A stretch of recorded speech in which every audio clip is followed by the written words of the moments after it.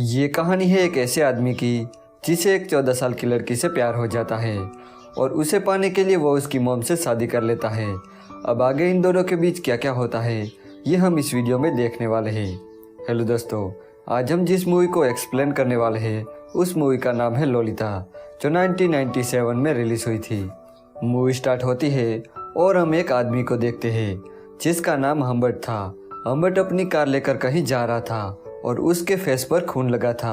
Humbert को देखकर ऐसा लग रहा था जैसे वो किसी के ख्यालों में खोया हो। यहाँ हमें एक फ्लैशबैक दिखाया जाता है जिसमें हम हम्बर्ट के बचपन को देखते हैं। जब हम्बर्ट 14 साल का था तब उसे स्कूल में एनाबेल नाम की एक लड़की से प्यार हो गया था और एनाबेल भी उसे प्यार करती थी। वो दोनों साथ में बहुत खुश थे, लेकिन एक दिन किसी बीमारी के चलते एनाबेल की मौत हो जाती है। एना की मौत के बाद हम्बर्ट पूरी तरह से टूट जाता है और एना के बाद उसे कोई भी लड़की पसंद नहीं आती और वो बस उसकी यादों के सहारे जी रहा था। इसके काफी समय बीतने के बाद हम हम्बर्ट को 40 साल की उम्र में देखते हैं। हम्बर्ट एक स्कूल का प्रोफेसर बन गया था और उसे एक नॉवेल लिखनी थी, इसलिए वो समर की छुट्टियों में अपने अंकल के घर आता है।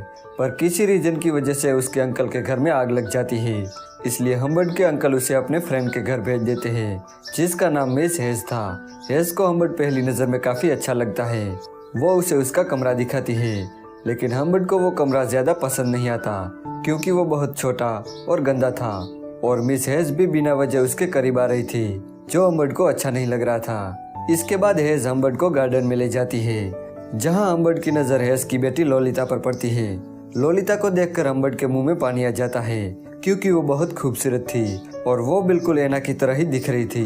जब लोलिता हम्बर्ट से नजर मिलाती है तब हम्बर्ट उस घर में रहने का फैसला करता है जहां वो अपनी नॉवेल लिखने लगता है और साथ ही वो लोलिता को ताड़ने में भी कोई कसर नहीं छोड़ता। लोलिता में उसे एना नजर आती थी, यही वजह थी कि उसे लोलिता से प्यार हुआ था। दूसरी तरफ लोलिता भी हम्बर्ट से अट्रैक्ट हो रही थी। वो उसके साथ फ्लर्ट करती है और उसके कमरे में आके उसके साथ मस्ती करती है। हम्बर्ट को यह सब बहुत अच्छा लगता था। तो वहीं मिस हेज भी हम्बर्ट को बहुत पसंद करती थी, इसलिए वो हम्बर्ट के साथ टाइम स्पेंड करना चाहती थी। अगले दिन हेज हम्बर्ट को लेकर एक लेक पर जाती है जहां वो बताती है कि लोलिता समर कैंप जाने वाली है और इसके बाद वो सीधा बोर्डिंग स्कूल जाएगी। यह सुनकर हम्बर्ट को टेंशन होने लगती है क्योंकि वो लोलिता के लिए ही तो इस घर में रुका था। अगले दिन जब लोलिता को पता चलता है कि उसे समर कैंप से सीधा बोर्डिंग स्कूल जाना है तब पहले तो वो बहुत नखरे करती है, लेकिन उसकी मॉम उसे समझाती है। अगली सुबह हम्बर्ट देर से उठता है। जब वो खिड़की से देखता है तो लोलिता जा रही थी। लोलिता भी उसे देख लेती है और वो कार से उतरकर हम्बर्ट के पास दौड़ी चली जाती है। वो उसे हग करती है और बाद में उसे किस करती है और इसके बाद वो चली जाती है। लोलिता के चले जाने के बाद हेज हम्बर्ट को एक लेटर लिखती है जिसमें उसने उसे शादी करने का प्रस्ताव रखा था। हम्बर्ट भी मान जाता है क्योंकि यही एक तरीका था लोलिता के करीब रहकर उसे हासिल करने का।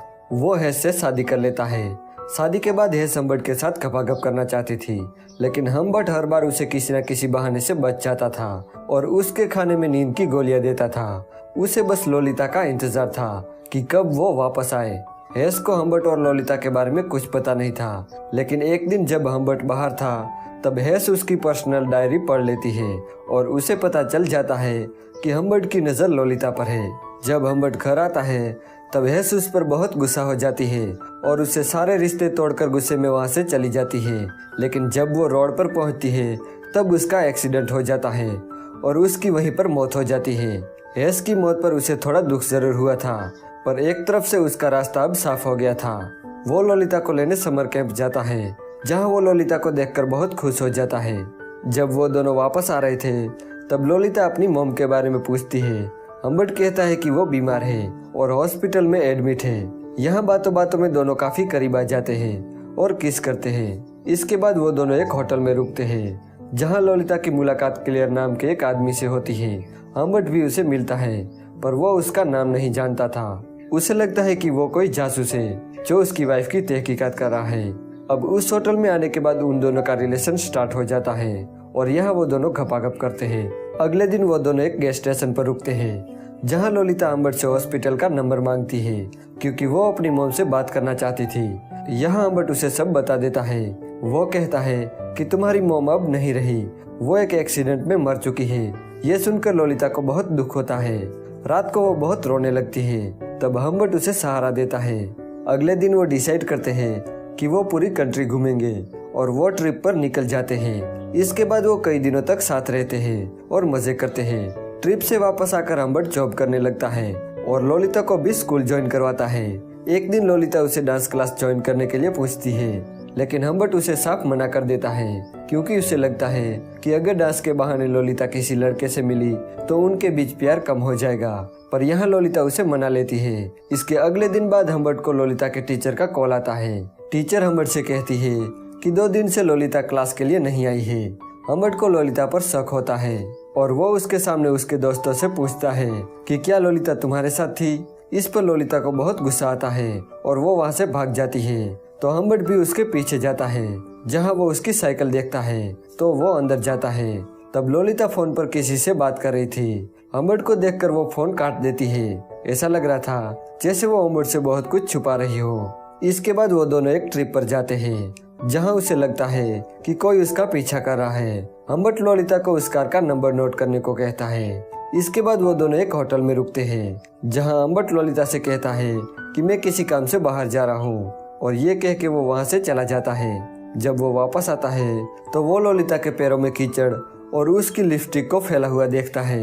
ये देखकर वो समझ जाता है कि किसी ने लोलिता को पेल दिया है, इसलिए वो भी लोलिता के साथ जबरदस्ती घपाघप करता है। इसके बाद लोलिता की तबीयत खराब हो जाती है, इसलिए उसे हॉस्पिटल में एडमिट किया जाता है।